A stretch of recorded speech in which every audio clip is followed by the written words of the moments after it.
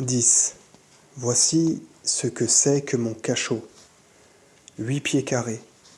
4 murailles de pierre de taille qui s'appuient à angle droit sur un pavé de dalles exhaussé d'un degré au-dessus du corridor extérieur.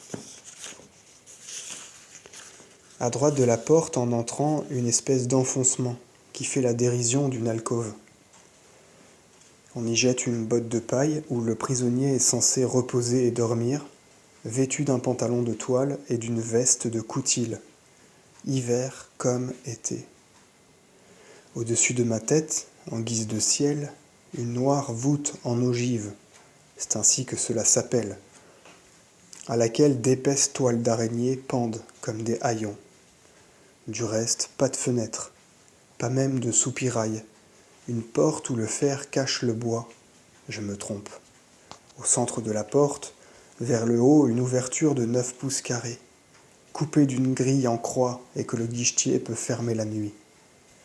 Au dehors, un assez long corridor, éclairé, aéré, au moyen de soupiraux étroits, au haut du mur et divisé en compartiments de maçonnerie, qui communiquent entre eux par une série de portes cintrées et basses.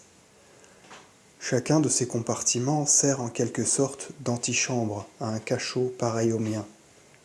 C'est dans ces cachots que l'on met les forçats condamnés par le directeur de la prison à des peines de discipline.